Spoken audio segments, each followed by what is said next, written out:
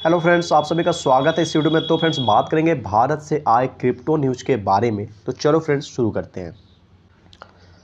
तो फ्रेंड्स यहाँ पर जैसा कि हम लोग टॉपिक के ऊपर बात करें तो यहाँ पर बोला जा रहा है finally clarity coming soon on GST on crypto. तो फ्रेंड्स जैसा कि आपको पता है क्रिप्टो के टैक्स के बारे में निर्मला सीतारमण जी, जो कि हमारी फाइनेंस मिनिस्टर हैं इंडिया की, उन्होंने 1 फरवरी के दिन इसी साल इंट्रोड्यूस किया था और ये भी बताया था कि कब से इसे अप्लाई किया जाएगा और उसके बाद से जो टैक्स है और जो टीडीएस है अलग अलग टाइम पर दोनों ही अप्लाई कर दिए गए। 1% टीडीएस लगाया गया जहाँ की आपको 30% टैक्स लगाया गया। और टैक्स कहाँ पर लगेगा? तो जो क्रिप्टो में हमारी गेन होंगी, प्रॉफिट होंगी, उसके ऊपर 30% टैक्स होगा। अगर आपका 1000 का प्रॉफिट होता है तो उसका 30% आपको गवर्नमेंट को देना होगा। इस तरह से चीज़ें निकल कर आई थी। उसके बाद से फिर बीच में आपको जीएसटी वाला मुद्दा आने लगा कि चलो टैक्स तो ठीक है, आपको टीडीएस जो है वो ठीक है, लेकिन अब जीएसटी भी देना हो सकता है। लेकिन ये पूरी तरह से क्लियर नहीं हुई थी क्योंकि इस पर अभी वर्क जो थी चल रही थी। तो उसी तरह से फ्रेंड्स यहाँ पर एक अपडेट निकल कर आया। अब यहाँ पे ये कहा जा रहा है कि जो क्रिप्टो के ऊपर में जीएसटी वाली जो टॉपिक है, इसकी जो क्लियरिटी है, मतलब कि भाई आखिर क्या होगा, जीएसटी लगेगा नहीं लगेगा, लगेगा तो कैसे लगेगा, कितना लगेगा, इसके ऊपर में कुछ चीज़ें जो नतीजे हैं वो फिलहाल निकल कर, कुछ अपडेट मान लो वो निकल कर आती हैं। तो चलो फ्रेंड्स फटाफट से कवर करते हैं। तो फ्रेंड्स यहाँ पर देखो, जो clarity on applying goods and services tax, मतलब कि जीएसटी, जो कि क्रिप्टो या फिर वर्चुअल डिजिटल एसेट्स बोल लो, मतलब कि सेमी चीज हुआ, appears to be around the corner. अब यहाँ पे ये बोलना है कि ये लगभग तैयार हो चुका है। कॉर्नर कहने का मतलब कि नतीजे के बिल्कुल पास आ चुका है। जो क्रिप्टो के ऊपर में जीएसटी वाली टॉपिक है वो किसके साथ में? तो जो central board of indirect taxes and customs है उनके साथ में ये जो टॉपिक है, इसके ऊपर में जो पेपर वर्क होता है, इस एजेंडा के ऊपर में जो वर्किंग होती है वो अभी चल रही है और काफ़ी करीब आ चुके हैं। मतलब इसकी जो रिजल्ट है वो बस आपको जल्द ही निकल कर सामने आने वाली है। The board has been interacting with the industry to decide on the GST rate for crypto assets. अब यहाँ पे बोला जा रहा है कि जो बोर्ड है वो जो इंडस्ट्री है उनके साथ इंटरेक्ट हो रही है ताकि वो डिसाइड कर सके जीएसटी के रेट, कि भाई कितनी जीएसटी रेट अगर लेना है तो क्या रेट लेना है क्रिप्टो एसेट्स के लिए, and identify whether they should be classified as goods और सर्विस। और साथ ही साथ वो आइडेंटिफाई कर सके कि जो क्रिप्टो एसेट्स हैं उनको किस तौर पे क्लासीफाई करना है, उनको गुड्स बोल मतलब मानना है, उस गुड्स के सेक्टर में रखना है या फिर सर्विस के सेक्टर में रखना है।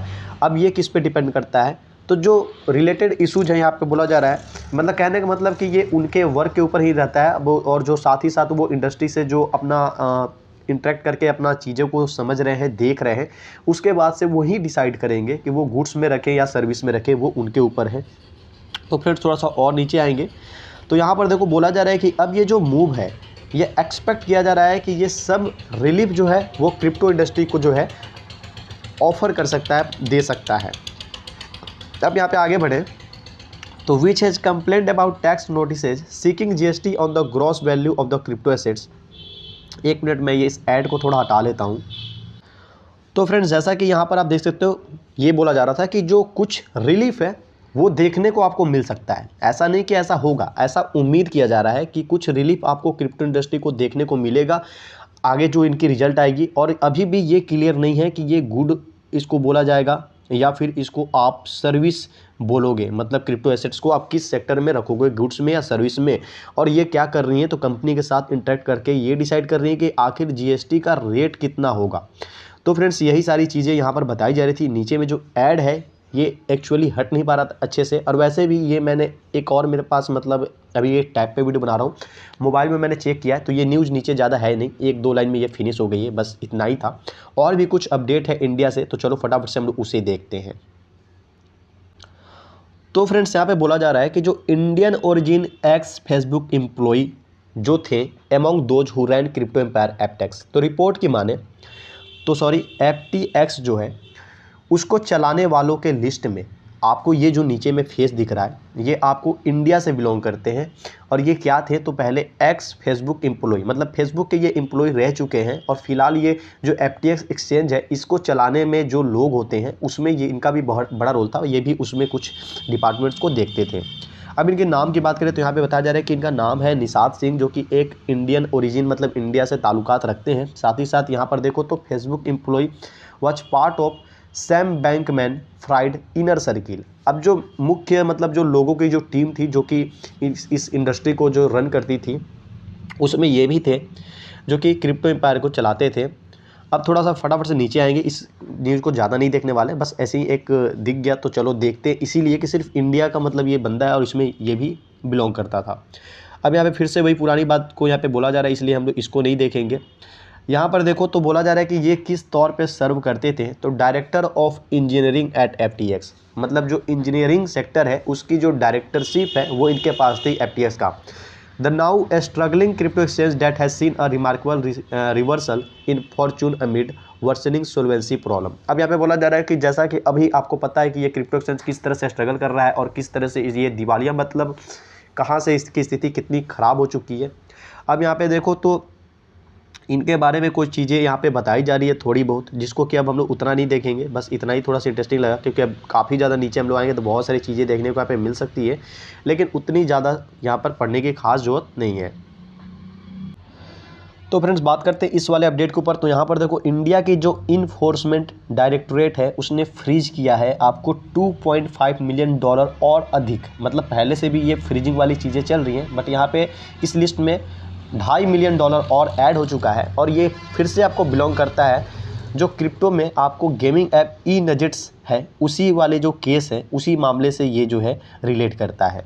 अब जो टोटल वैल्यू फ्रोज की गई है आपको वो हो चुकी है करीबन $8.4 मिलियन इस केस से जुड़ा हुआ, और यहाँ पे नीचे एक वीडियो आप चलता हुआ देख सकते हो। अगर टाइम रहा, वीडियो ज़्यादा लंबी नहीं हुई तो मैं इस वीडियो को भी प्ले करूँगा ताकि आप इसे देख सको और समझ सको।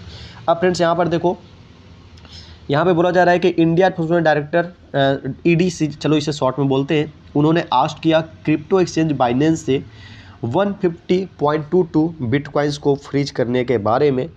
टुडे के अगर वैल्यू की बात करें तो उस हिसाब से इसकी मतलब करीब पहुंचती है वैल्यू $2.5 मिलियन, मतलब अभी जो ये करंट पीरियड में जो फ्रीज हुआ है उसी के बारे में बात किया जा रहा है, जो कि आपको 150 बिटकॉइन था जिसकी कीमत आपको इतनी होती है।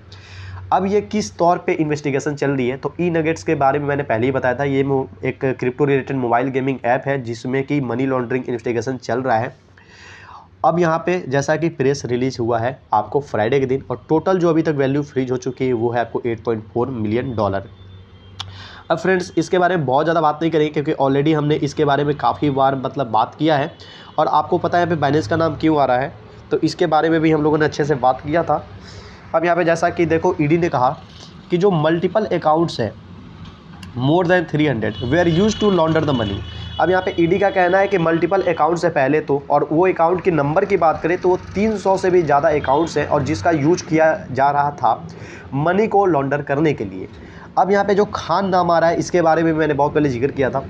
इसने क्या किया, transfer some of the money overseas, जो कि कुछ पैसों को इसने ओवरसीज समुद्र पार अलग देशों में पैसों को ट्रांसफ़र किया, और किसके ज़रिए किया, तो क्रिप्टो करेंसी एक्सचेंज के जरिए किया। अब जैसे कि बोला जा रहा है कि 77 बिटकॉइन जो है जिनकी करीबन $1.5 मिलियन कीमत होती है प्रेजेंट टाइम पे, उसको फ्रोज किया था Binance account earlier this year, जो कि बाइनेंस अकाउंट में इनके पड़े थे, मतलब जैसे क्रिप्टो का इन्होंने सहारा लिया है और क्रिप्टो के जरिए ये अपने पैसों को हेर फेर कर रहे थे, इसीलिए यहाँ पर ये चीज़ें हुई है। अब यहाँ पे देखो तो at the time Binance confirmed it froze the accounts.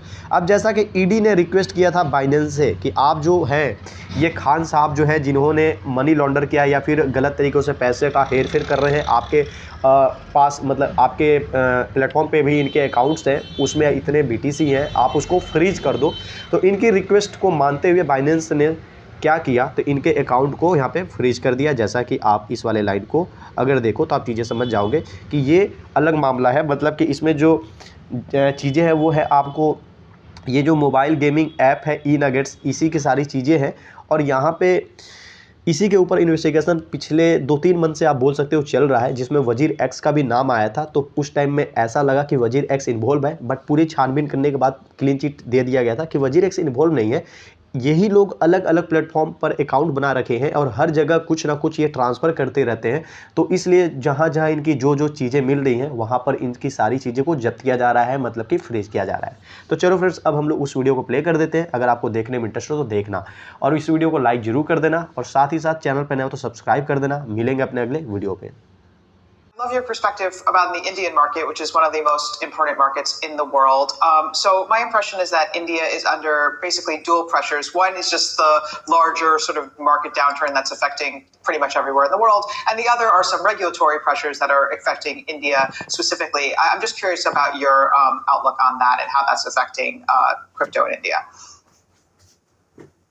Yeah, I think from a regulatory point of view, there's definitely the sentiment is not really great, and more so because of some of the recent changes in taxation laws.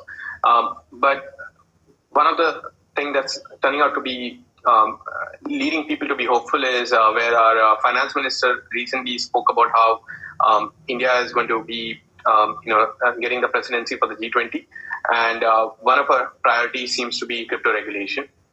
So I think that's pushing the positive sentiment that India might look at deeper regulation of crypto by working with the rest of the world. And the other aspect is, I think there was a recent pilot of India CBDC. Now, we don't have really deep details about the technical implementation, but the central bank in India is trying to run a pilot project with other companies, and they call it the wholesale CBDC, which is more like a CBDC meant for businesses. And within a month, they intend to launch a retail CBDC. Now, it'll be very interesting to see what sort of response they get for this pilot. But I think overall, there's both aspects. India is trying to tax crypto, and at the same time also trying to understand it, and trying to see what can we do from a global regulatory aspect. I would say the next 12 months is going to be very interesting from a regulatory point of view in India.